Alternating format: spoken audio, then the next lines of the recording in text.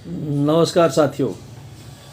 साथियों, आज बहुत दिनों के बाद एक प्रश्न आया है और वो भी जबकि सीआरसी सुंदरनगर का एक प्रोग्राम था जिसमें कि आज वेबिनार था एक्चुअली वो, और तो उसमें कुछ प्रेजेंटेशन थी मेरी, जिसको देखकर एक प्रश्न मेरे सामने आया है और वो ये है कि एक बार फिर से बता दिया जाए कि वो सामान्य से लक्षणों की चर्चा कर ली जाए जो कि दृष्टिबाधा से ग्रसित किसी व्यक्ति या बच्चे को पहचानने के लिए जो है उपयोगी हो सकते हैं। तो ये इस तरह का प्रश्न आ गया, तो मुझे लगा आज मैं तुरंत इसको रिस्पॉन्ड कर दूं क्योंकि बहुत दिनों हो गए आपसे बात किए हुए। तो देखिए, आपकी जो दृष्टिबाधित लोग हैं उनका जो समूह है, और उसमें मैंने बताया कि पहले भी आपसे डिस्कशन किया हुआ है कि एक तो पूर्णतः दृष्टिबाधित लोग हैं और दूसरे वे लोग हैं जो कि अल्प दृष्टिवान हैं।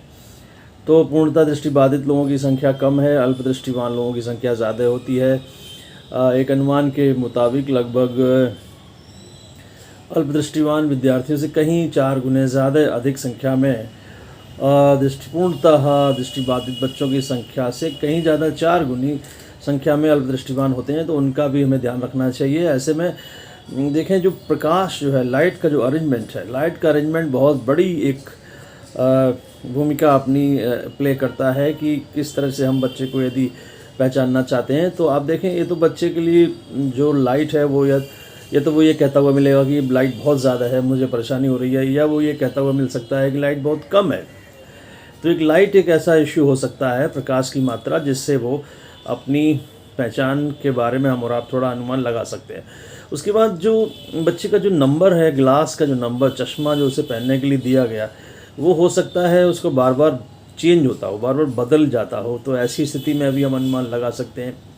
उसके बाद यदि कोई बच्चा या व्यक्ति पढ़ते समय किताब को बहुत अपने आँखों के करीब ले जाए, है ना, बहुत पास में ले जाए, वो जो एक 30 सेंटीमीटर का एक अच्छा सा डिस्टेंस है जिसको मेंटेन करके किताब पढ़ने को जो है बच्चे करते हैं ये काम, उससे बहुत कम घटा ले, बिल्कुल आँख के पास ले जाके उसको पढ़ने की कोशिश करे।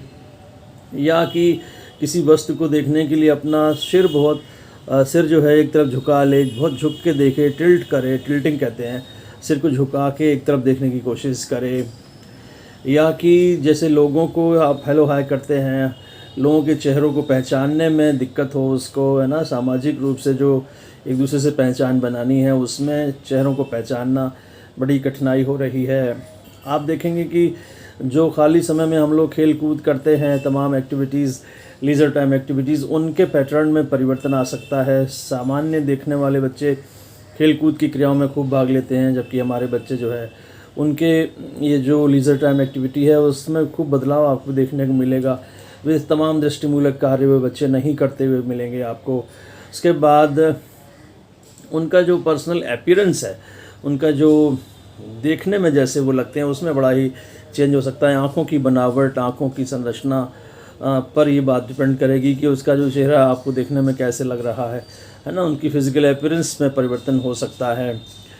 टेबल एटिकेट्स जो हैं, वो खाना खाना है, बैठकर लोगों से बात करनी है ना, ड्राइंग रूम में, डाइनिंग रूम में जाके आपको जो है टेबल पे बैठ के तमाम एटिकेट्स हैं, उनमें परिवर्तन देखा जा सकता है।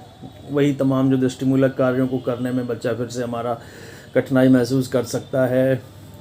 चलने फिरने में बहुत कॉशियस रहेगा, है ना।